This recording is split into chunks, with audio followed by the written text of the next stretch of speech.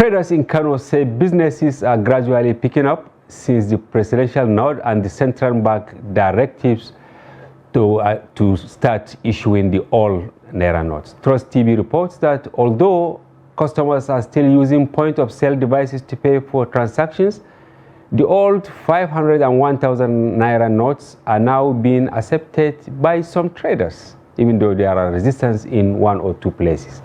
Take a look at this. Across many parts of the commercial city of Kano, majority of traders say they have now resumed to collecting the old Naira notes following the CBN announcement.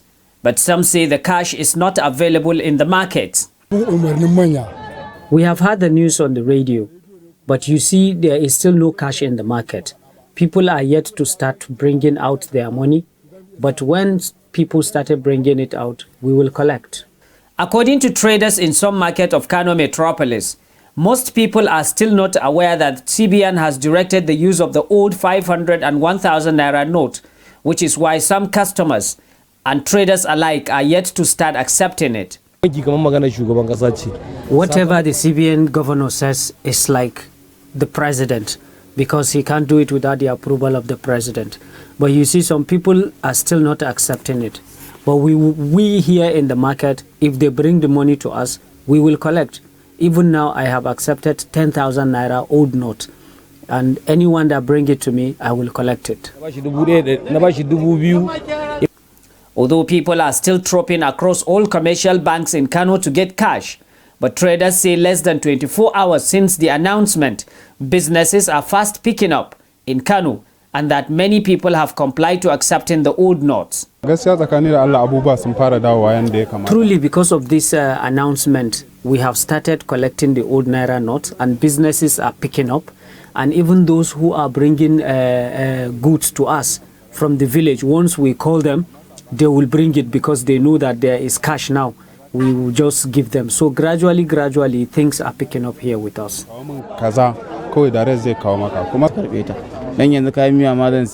Even now, I want to buy ingredients to take to my house, and I'm going to give them the old Naira note.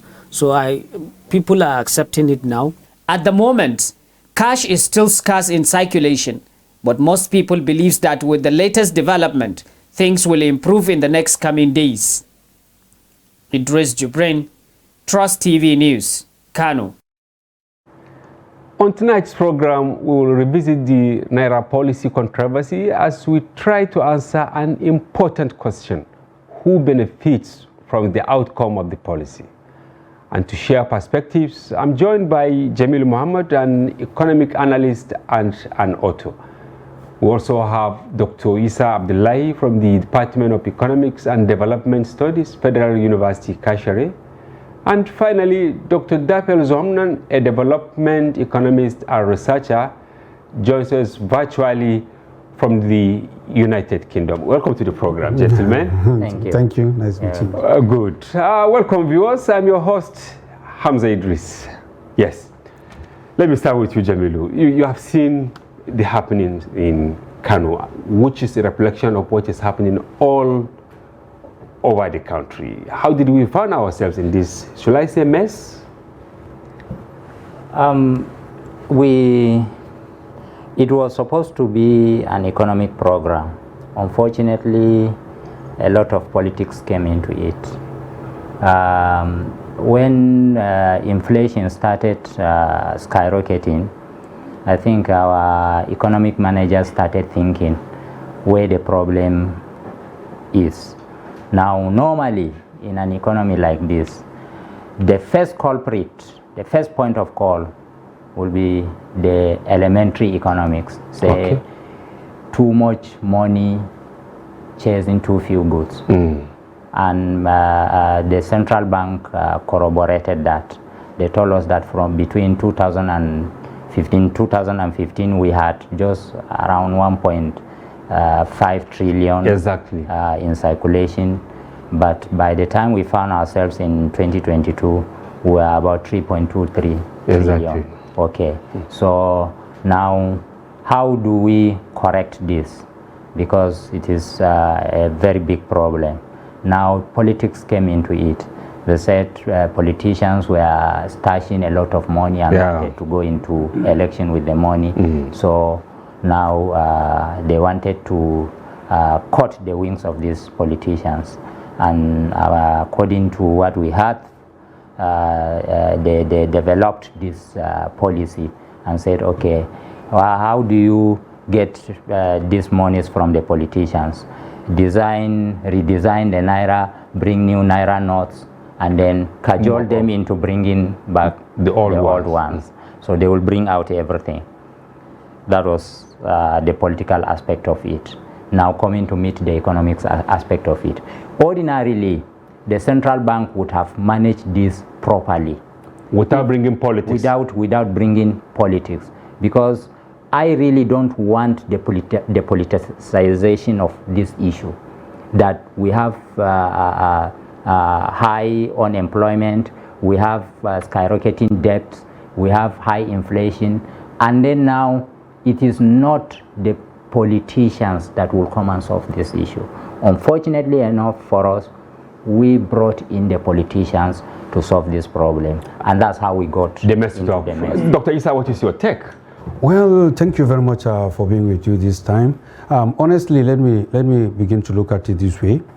You see, if you talk of the economy, we talk of trying to reduce the inflation from the beginning. Yeah. And if you look at the Nigerian economy, it has two major serious causes of the inflation. Okay. Number one, you have the problem of low production. You produce at a very, very low level. What we consume in Nigeria, virtually everything is imported into the country. We hardly produce the food we eat. Most part of what we eat, we import it into the country. Our clothes are imported. Our electronics are imported. Our vehicles are imported. In fact, initially what made the Nigerian economy inflationary was the total decay of the production sector.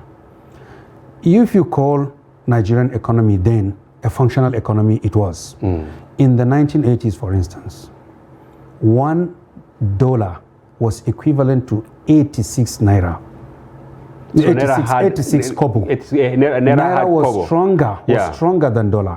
Then why was it so?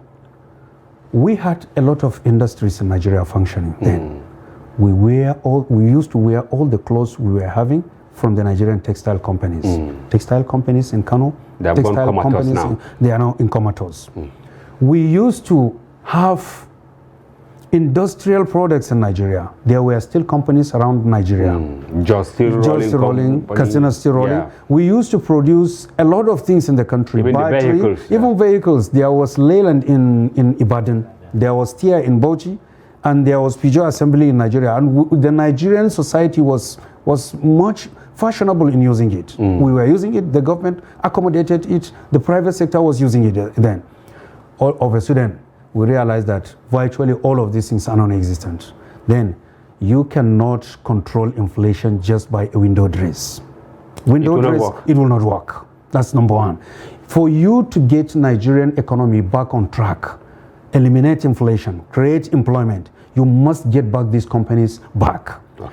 And not only getting them back, calculate the percentage increase in the population of the country.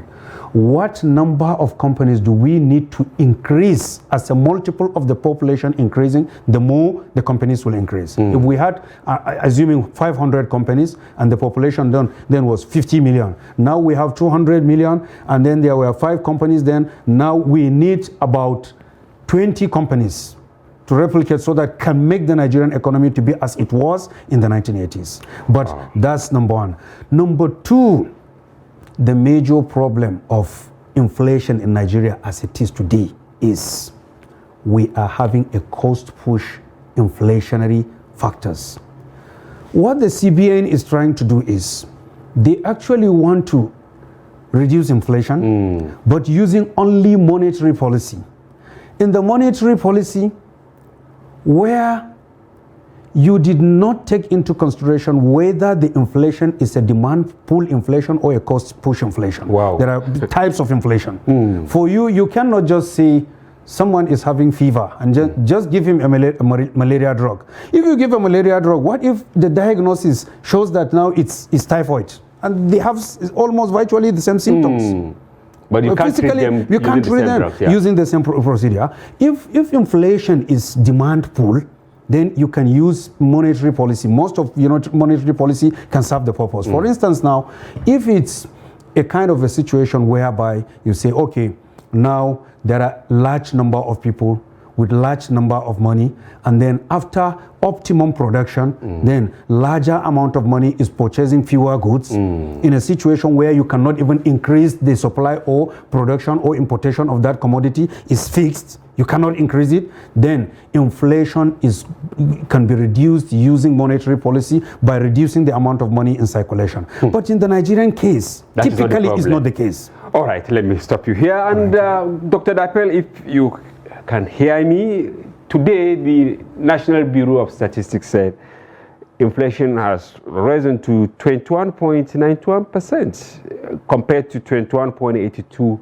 in January. And this comes at a time that the CBN and the federal government, were saying that the cashless policy will bring down inflation. Did this contradictory narrative from NBC, came to you as a surprise, or you expected it? It wasn't really a surprise because it confirmed what we discussed here the other time, and that is the main factor, the root of rising prices in the country is not too much money chasing few goods. 70% of the inflation we analyzed the other time is driven by rise in food prices. And the rise in food prices we established the other time was driven by the high cost of transportation of food items from states or parts of the country that have comparative advantage in food production with lower food prices to the south with higher food prices. And we showed the other time that there is a strong positive connection between the prices of diesel or gasoline and in the north and food prices in the south. So it just confirmed that excess of money in supply is not a big driver of rising food prices in the country. That's just a confirmation, and it's not something that came to me as a big surprise. Thank you. Okay. Now, Jamilu, you have heard what he said, that this did not come to him as a surprise. Then, what do you think actually motivated government to venture into cash swap and then cashless? I mean, cash swap, changing the Naira faces and all that at the same time. Are they the same? Or there are differences between changing the faces of your Naira and then cashless policy? Because they juggle the two together. No, there are even three, actually. One, you have the cashless policy. Then you now have the Naira redesign. Then you now have the demonetization of the economy. There are three different things in one single policy. Now, each of them should have its own remedy. Maybe it's time. Of course. Because you can you do them at the same time? Yes, you can. You can bring them together, because in some cases there are certain solutions that are common to the three of them. Okay. There are solutions that would be individual to each of them. Now, it depends on the design, the original design of the policy. You see, when designing this policy, you should have taken into cognizance what are your goals, what do you want to achieve. That will now determine the procedure in which you are going to deploy the policy.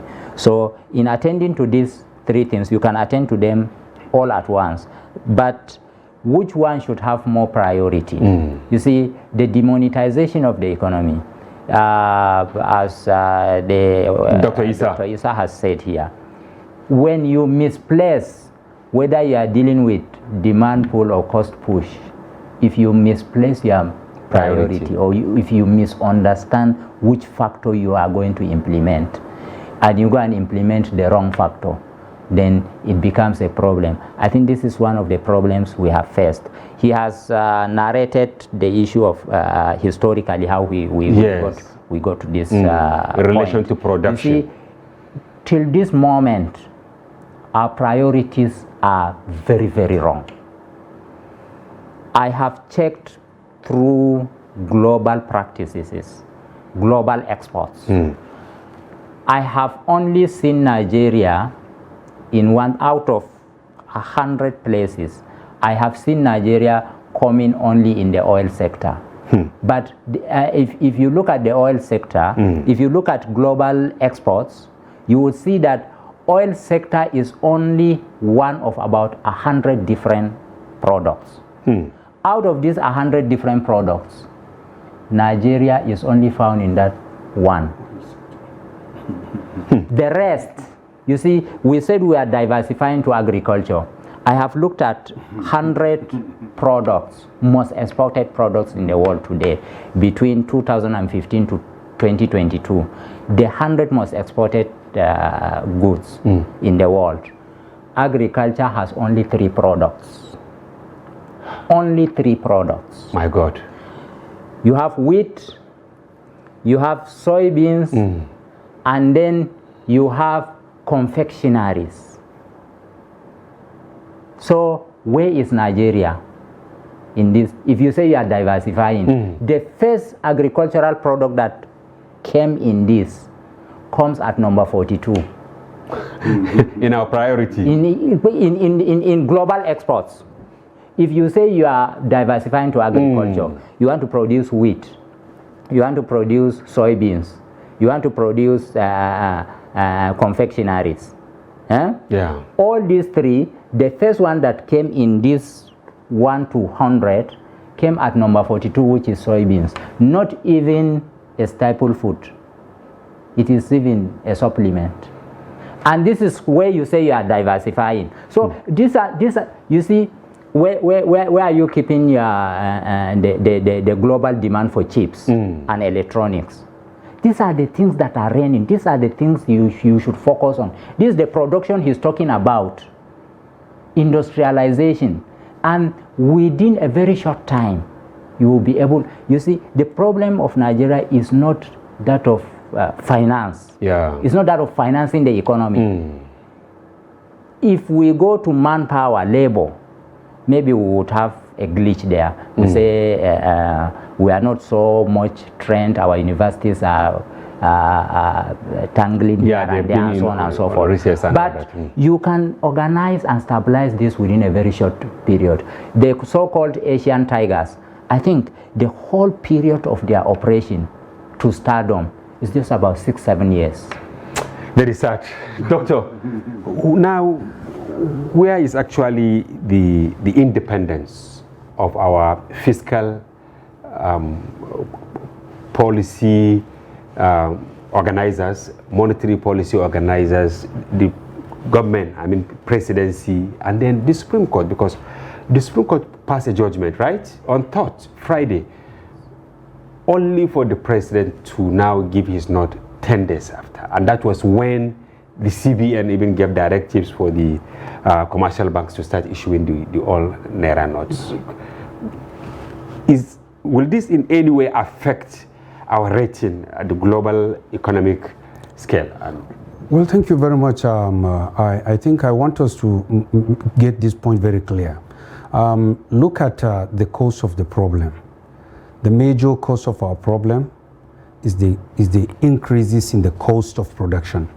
Major cause of the inflation in Nigeria. You have higher prices for oil in the global market, and therefore hitting back to the Nigerian economy because we import the refined product into the country. And we have higher prices for fertilizer as a result of Ukraine war. We depend largely on what is being imported from Ukraine for the production of fertilizer in Nigeria, and therefore if there is any problem there, it affects our own economy directly. Therefore 2021 farmers used to buy fertilizer at the rate of around 14,000, 13,000, but in 2022 it's skyrocketed to around 30,000 naira So that was a major problem, and that was what overshoot the prices of the agricultural commodities from the coast sector of production. Then we are now attacking demand. So these are the two major problems. So we can go back to that case of passing a judgment now. You see, in the Nigerian society, in our own economy, in our own system, the economy is a child of the legal system in Nigeria. It's also a child of the constitutional, matters of Nigeria. Yeah. There are constitutional provisions for the economy. There are limitations legally for the economy to operate. And I want to believe the central bank has an authority to redesign currency. One major thing people must understand about the CBN is it's not just a bank. The CBN is not even a bank to say. It's the economic think tank, the monetary policy think tank of the economy. It has to, not only the monetary, the physical articulation of the economy must be in the central bank. And the central bank must be the authority that has the expertise to have research from every sector to come up with a robust policy that no common man on the street can criticize such kind of a policy when it comes to the economy. We don't need to stand somebody from outside who doesn't even know the economy. Yeah. They're criticizing you and telling you that you don't need to go to school to know that villagers don't have banks. You don't need to go to school in Nigeria.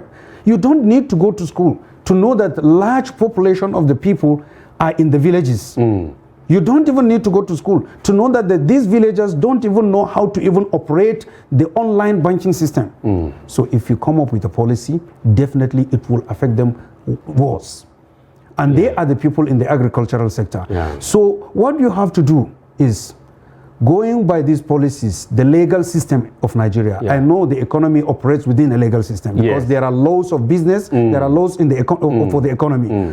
Then the CBN has an authority to redesign a currency, but when it comes to the highest authority of law in the country, that's the Supreme Court of Nigeria, no matter how much you feel you know the law, you have to obey them. You have to respect their own verdict. Okay, let me go back to Dr. Dapel.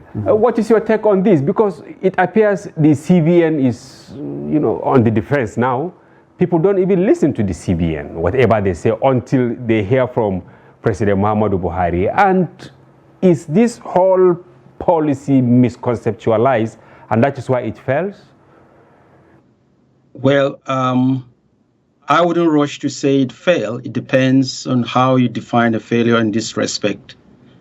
And secondly, there is a feel on the ground that has failed or not, Dr. Dapel. Has the program failed, or it is still maybe a toddler of sorts, trying to succeed? So number one, you cannot pass that judgment without knowing the primary aim for which it was set up. If the primary aim was targeted as making sure that some politicians are starved of cash and that by so doing, they are blocked from using money to gain power, and that after the policy is implemented and that is achieved, then you can say it has successful. Is a successful policy. Other than that, you can just pass a verdict around the policy. And there is a feeling on the ground that is a politically motivated policy. And so you would see it within the heat of the political environment. And once the dust settles, people revert to the previous status quo. So I wouldn't rush to say it has failed or it has succeeded. But if you look at it from a conventional perspective, the aim to say, okay, we want to reintroduce new currency. Of course, they have successfully reintroduced new currency and people are having it and spending it not as much as they want to. You can say, yeah, they have achieved that. But let me throw this out here. When it comes to introducing a currency, how the introduction is implemented is dependent on what motivated the implementation of the policy. For instance, there are two scenarios. One is, in the UK, the currency should carry the portrait of the Queen. And now she's gone. Her portrait has to replace with the person who succeeded her. And that process is pretty straightforward. You can float the old and the new currency alongside each other, and when the old currency gets into the bank, it doesn't go out, and gradually with time it's phased out, and even those who still have it can take it to the bank and get it back. So that's a smooth, simple process. And the second scenario is you want to climb down on some criminals. Like, for instance, in the early 2000s, there was armed robbery in Northern Ireland, Belfast, Northern Bank in Belfast.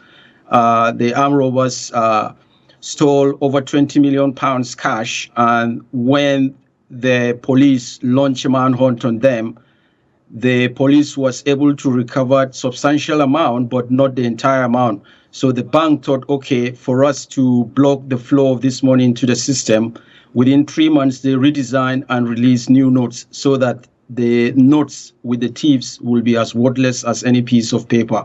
And they substantially succeeded in changing almost 4 to 5 denominations of the banknote. So in this case, rushing to redesign currency within few months could make one preempt that it was attempted to deal with some criminals who had stashed cash in the system. And now that politics is gradually receding, the political cycle it's coming to an end, we can see that there is a relaxing of the policy, and the government is saying, okay, let's revert back to what the people were wanting. And what is very circumspect about this is that the politicians were hell-bent in wanting the old note to be in circulation. And that's the first time we've seen politicians desperate in helping the poor. So you tend to conclude that, yeah, this policy was aiming but Dr. Dapel, I think they've gotten their bid because they were able to have the old Naira notes finally.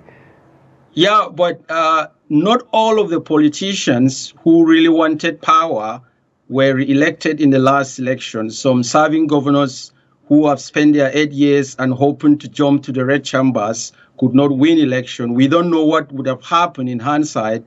Had they had access to the cash, perhaps they would have bought their way to power, but we don't know. So I cannot say the policy has failed absolutely, but there were many people that have succeeded, that were at the receiving end.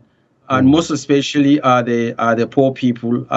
They were suffering to have access to cash. All right, and if you don't mind, okay. Yeah, you have heard what he said, Jamilu. But some of the politicians, they had their way, right? Well, not quite so, as he said. We wouldn't have known that, or we wouldn't say all of them or some of them have gotten their ways. It's possible if they had that money, it would have been worse than that. But that's not the problem about them coming in even. Okay. It's about them using the money. I think economically, this is the focus. You see, while using a political tool, it was meant also to solve an economic problem. But has it solved that? Yes. Because last week, the chambers of commerce, I think, in Lagos and other experts, they said over 20 trillion naira has been lost, right? Yeah. This is more than the size of the budget of 10 states. Yeah. That is very true. We have lost this within the twinkle of an eye. Yes, but it is not as a result of the policy itself, but as a result of the implementation of the policy. Okay, the mismanagement of the policy. Mismanagement of the implementation of the policy. I think that's where we got it wrong. You see, ordinarily, as far as I'm concerned, I'm not against withdrawing that large amount of money within the economy, where cash in circulation. Okay. I'm not against it. You can, and implementing that, you do not expect the central bank to withdraw 3.23 trillion and then refloat the same amount into the system. Economically, it does not make sense, right? So we are expecting that they have cajoled people into bringing back the money. Now, it is the duty of the central bank as the ace manager of our economy, using the monetary policy tools to try to manage this, to have a good feedback system, to know what amount of money, what amount of cash do we need in the system. And we also have to look at it this way, that these things they are trying to use, some of them are outdated methods. Oh my God. Okay, we are into cashless policy. How would you tell us that cash determines, cash in circulation, CIC, how do you say that determines inflation? When we are trying, so they got it wrong there. They got it wrong there. You see, in most places, even our conventional economics, if you are talking about, there's what they call the M1 money. The M1 in many countries, they have withdrawn using the M1 index, because I mean we have technology now. What used to be measured was the amount of cash in people's hands. Now you can transact without the cash. So you have to now look at what is your M1 vis-a-vis that cashless. Okay. And you cannot also say, okay, so I've seen some analysts comparing the ratio of cash to GDP. I think that is also wrong, because now it's not about cash in circulation to GDP. The cash in circulation is not this physical cash. We already have the cashless working around. So I think in all these items, they are getting these things wrong until they sit down and I pray before we end this program, you tell them the right way to go. Viewers, will go on a short break, and when we return, the conversation continues. Don't go away.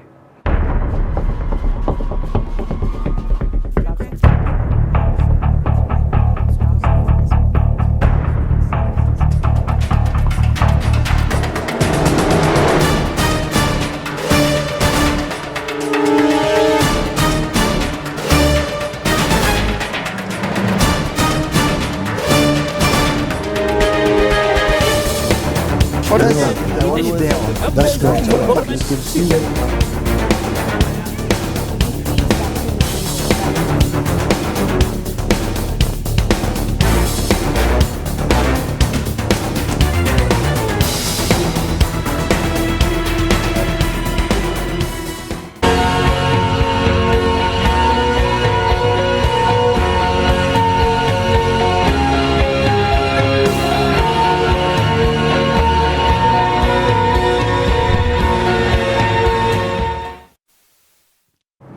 Welcome back. If you are just joining us, this is Daily Politics on Trust TV. Do well to follow the conversation across our social platforms on Facebook, Twitter, Instagram, and follow us live on YouTube.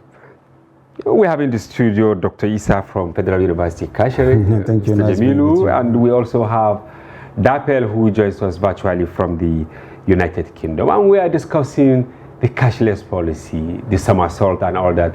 Who laughs last? And Dr. Isa, maybe we'll ask this question maybe at the end of the program. Okay. But what is demonetization in local parlance? Because at a time, you don't even have a single Naira in the hands of, maybe if you put 1,000 people, none of them has 1,000. Is this the right way to demonetize? Well, let me stress some issues here. You see, one of the major problems we are having today is the using of politicization of the economy. You treat economic variable with a political matter. And the two are separate things. That's why you have economics, we have political science. Okay. If you look at the economy, and you want to handle economic variable, which is inflation, it's purely an economic variable.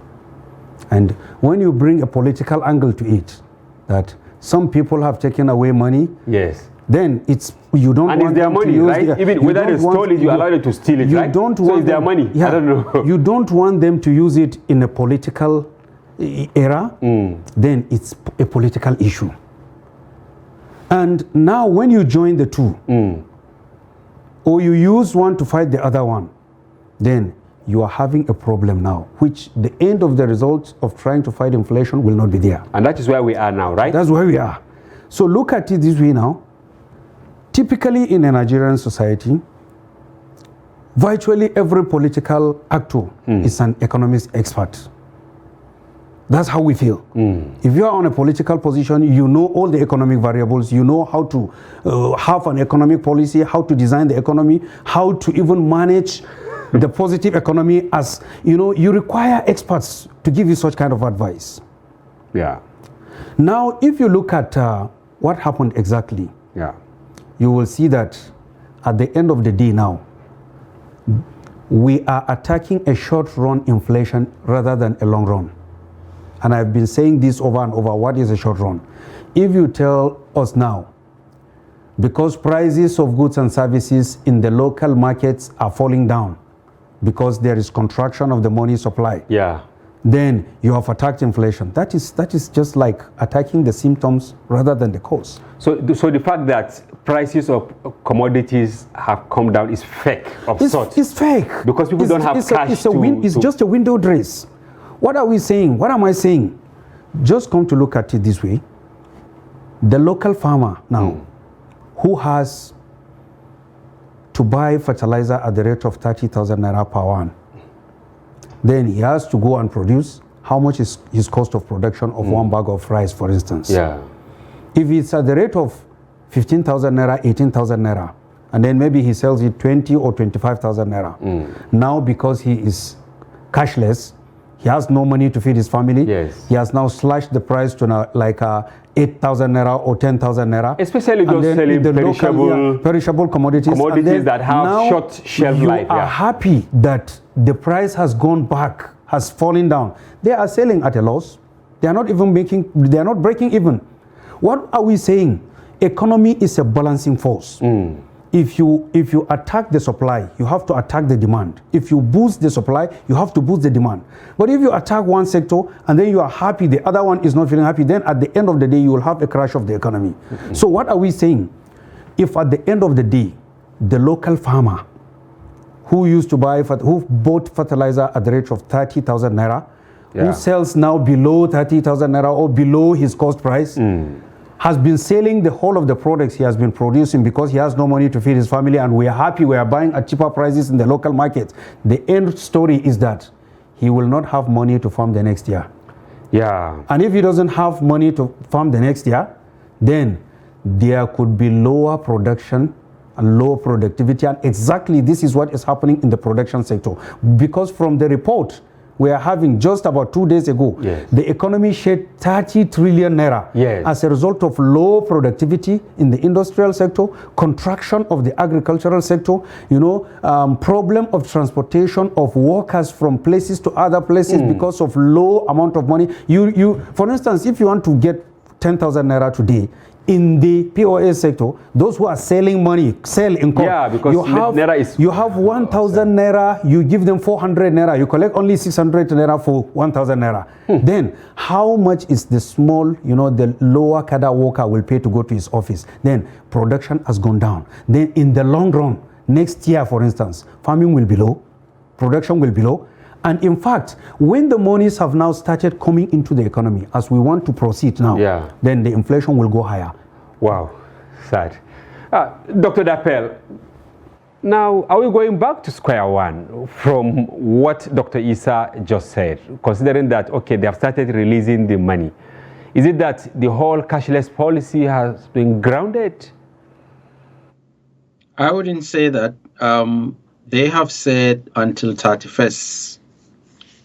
That's when the old notes will permanently cease to be in circulation.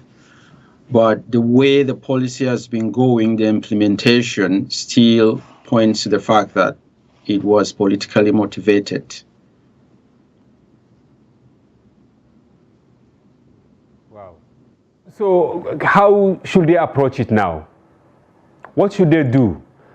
Since the politics is rounding up, by Saturday we'll be done with all these elections and all that. So should the next government start on a clean slate, or they should build from where the Buhari administration will stop? So I have once said on one of the episodes on these programs that the independence of the central bank is indispensable for the stability of the economy. The primary goal of the central bank is to stabilize prices, and the central bank cannot do that if it is not independent. And I also mentioned one time that there are two ways you can check if a central bank is independent. One, if the president of the country appoints a CBN governor from his own region. And second, that CBN governors rarely spend more than one term. There's a high frequency turnover of CBN governors. That's an indication that the central bank is not independent. From 1999 to date, all CBN governors have been coming from the same region as the president who first appointed them. And secondly, only one of them, that's the current one, has spent more than one term in office. So the CBN is heavily influenced by the executive branch of government, and we should always see change in the policy of the central bank whenever the keys to the Aso Rock are handed to the next leader. So that's it. So until the CBN is independent, we would rarely come out of that. And I did say at one time that had the CBN maintained its independence and keep its governors for at least 2 terms, those that are performing, Nigeria may have averted 2 recessions because you would have had Sanusi spending 10 years and finishing you have Soludo finishing his 10 years in 2014, and Sanusi would have been finishing his 10 years next year. So let me just say this here. In America, Alan Greenspan, who was central bank governor of America, they call him chairman of Federal Reserve, he was there for 18 consecutive years, serving under 5 U.S. presidents. And all these U.S. presidents, some are Democrats, some are Republicans, but they never allowed politics to influence the managing of the economy, because when things go bad, there is no distinction between a Republican or a Democrat in terms of who is hit by the consequences. So Alan Greenspan was there for 18 years, and he eventually resigned, not because he was fired, but there was a policy he was convinced that this is what he should do, but the wind of popular opinion pushed him to a different angle. And when he followed what the people say, he made mistake, and because of that mistake, he resigned. And those who assessed him were not just people on the street, were great intellectuals like him that assessed him, and some of them wrote a book, very thick book, I think close to 1,000 pages. They titled it The Man That Saw. So if we can borrow from that and say, okay, let's run the economy of this country without politics, let's run the security of this country without politics, we would have shaded substantial part of our problems. No. There is a common saying that what a needless pen we bear, all because we do not carry them. So there are needless pens that we can avoid if we do the right thing. Thank you. Thank you very much. Jamilu, now how do you go about it? In December, the president said in the agri-value chain, about 13 million people have been empowered, right? Yes. But just a few days ago, Kabiru Farah, he's the national president of the Agro-Impulse Dealers Association of Nigeria. He said this cashless policy has actually affected most farmers and people in the value chain, considering that, you know, their businesses were grounded. He cited an example with Zamfara that had only 2 local government areas have banks. In Yobe, in another story, only 3 out of the 17 local government areas have banks. Is this the right time to start this cashless policy? Is this the right time to enforce this demonetization? There is no right or wrong time for initiating mostly economic policies. Most times they don't just come in convenience. Okay. They come pre-planned. You see, if I were to chip in my own voice on what to do, you see, I would say continue with the cashless policy, because they should continue. Yes, at the end you will still come back to it. It is a global practice. You cannot do away with this. But must we join the bandwagon? That is the issue. No, it's not about a bandwagon. Because the example I cited here, Jamilu, is that in Zamfara, for instance, only 2 local government areas have banks. The problem is the implementation. It's not the policy itself. Whether you like it or not, if you run away from this policy today. You see, a patient has malaria. Then now you said anti-malaria drugs quinine, chloroquine, and so on. They are beta tablets. Yeah. Then you say, because you are taking it, it's beta. So you don't want take vitamin C. No, not vitamin C. You don't want to take beta. Okay, now stop taking chloroquine. Okay, continue with your malaria. Is it the right thing to do? Okay, I You want have to treat that I want Dr. Issa to say something here. Okay. Going by the cashless or unbanked citizens that we have in Nigeria, how can we be on the global wagon? Well, I think what we are saying here is I want us to look at this thing, this cashless policy. It's a very good policy. Okay. We are not castigating. I think every other person agrees. Everybody agrees that the cashless policy is a good policy. Yes. And is the global practice today. Nobody disputes that. I think that's a point very clear. Okay. And but we are not getting it right in We are not Nigeria. getting it rightly. The problem we are having is, you see, so we should when we propose want solutions. to, so that, yeah, okay. look at what happened with closure of our borders. We, of course, countries do close borders. They close borders so that they can produce locally. But how prepared are we? And how articulate are we? And when we have an articulate policy, how goodly implemented is that policy? So these are our questions. Let's look at what we are in now, the cashless policy. We are in a country where prior to the cashless policy, the network system of Nigeria, infrastructure. the infrastructure. If you go to the bankers, there was a period of time I was in the bank. Just immediately when the cashless policy was beginning to be implemented, was beginning to be implemented, I was asking them, how prepared are you? Some of the bankers there, that now we are having a problem of network. Yes. In fact, that very day, I just went into the bank to just reclaim my 10,000 naira. I was trying to withdraw, which I was debited and I was not paid. I was making the complaint to them. Yeah. Look, why should we have this kind of a policy when just around 20% of the total population is online banking?